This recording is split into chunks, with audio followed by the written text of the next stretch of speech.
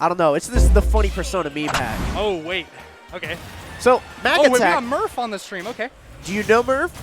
Tell us about him. Merf is the #1 player in Alabama currently. I've never met him before. This season, Moppin has been doing very, very well. Been placing super well out of region as compared to Merf, who's been stifling a little bit this season in out-of-region placements. But hopefully looking to make this one a performance to remember. Well, let me tell you about Mac Attack. This is a Cincinnati and Dayton local from here in Ohio. A Team Goth Girls player who's been playing Little Mac. Yeah, that's TGG is what it stands for. Yeah. Who's been playing Little Mac since Smash 4 and is easily the best of this character in Ohio and is consistently placed incredibly high for like 6 years now. If you're going to see anyone who knows how Little Mac works and how to make him work in every single matchup here in Ultimate, it is this man right here. That's crazy. I had no idea that we had a Little Mac character specialist in the building.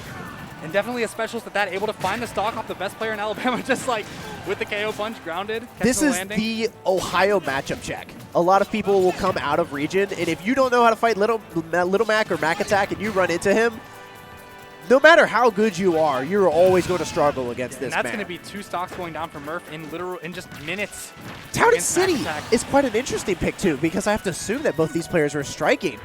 And Mac Attack must have looked at Town City, looked at Chrom's literal best stage, and be like, yeah, oh, we can go there. That's cool. I mean, if you think about it, your main kill option off the top is going to be KO Punch, which isn't really affected by the top blast zone a whole lot. It's going to be killing pretty much the same % on every stage, and then you also have your forward tilt, which is going to be killing so early at this stage, with these close blast zones. Yeah, and more so than that, you also just have forward smash.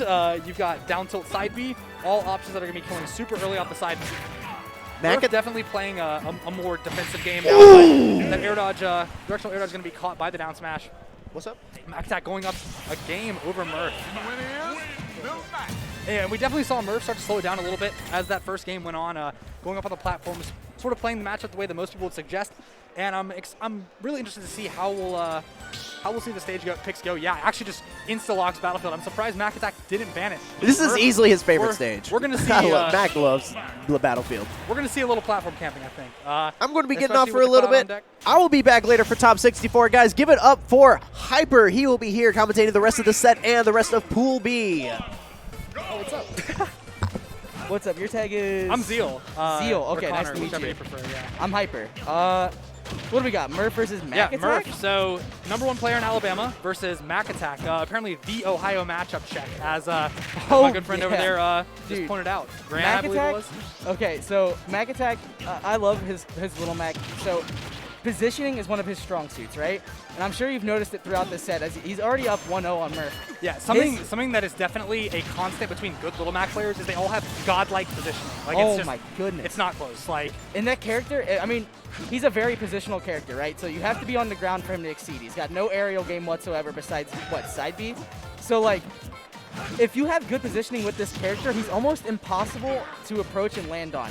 It really is up to you to have to counterplay the Little Mac. Yeah, and Merf, he did go Chrom in Game 1, which is his main, but playing the Cloud now, a character he's very talented with, also went in doubles today, easily making top 8 winners side and beyond. I think they made at least 4th, him and Moppen, just playing double Cloud most of the time. So, and I would definitely think this will be the play in the matchup. Though you can get too framed by Mac, you have these big sort of, at times almost ignorant hitboxes just to wall him out, make it very difficult for the character to get in.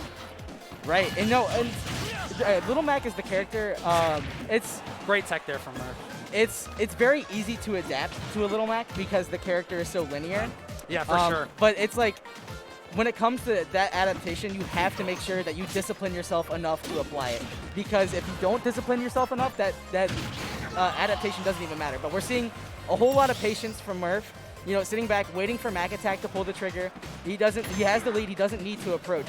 So now that he's forcing the Little Mac to approach and be out of position, we're close to a 3-stock here. Yeah, for sure. That's just kind of that's like the old tale with this character. Is just like you approach the Mac, you let yourself get inside of all the buttons. The character is a literal boxer.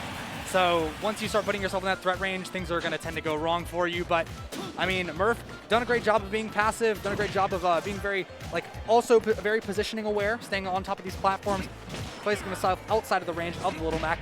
But I mean, that KO punch bar is looking pretty full, or pretty close to full. So yeah, and if I'm Merf here, I'm starting to get a little worried. 100% on the board. Oh, and actually parrying the down tilt there, going for a jab. Oh, a jab down tilt. But that's probably going to be the game. Yeah. Once you whiff that KO punch, and it's just over. The comeback that you were slowly making is just gone. Yeah, and especially the counter attack there from Merf, just the dash attack, putting him into the perfect spot to almost entirely checkmate Mac's very limited recovery with limit blade beam.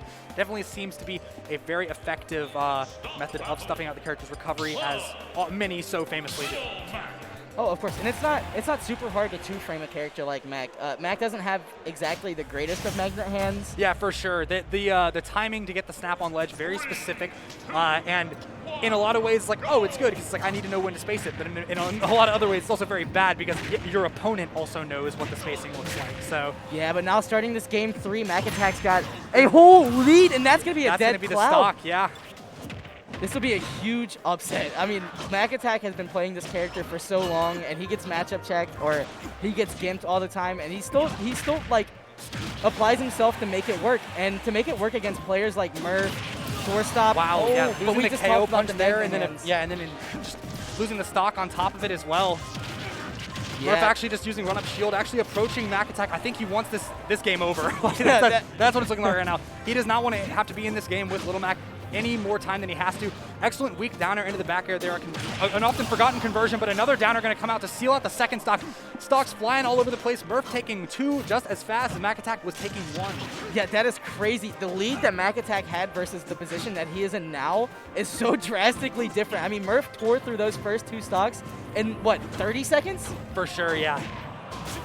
Mac Attack's going to have to mount something crazy. Yeah, and now I was going to say, like, this is just so difficult for Mac Attck because, you know, no matter, even if on Hollow Bastion this platform is pretty low to the ground, you're still Little Mac. You still got to jump to get there, and you still got to enter that horrible aerial game. So very difficult for him to be able to approach Merf here, especially when he's playing in such a way that limits his ability to fight him aerially with a character like Cloud. Yeah, and Merf staying patient enough and spacing himself so properly. That KO punch is now off deck.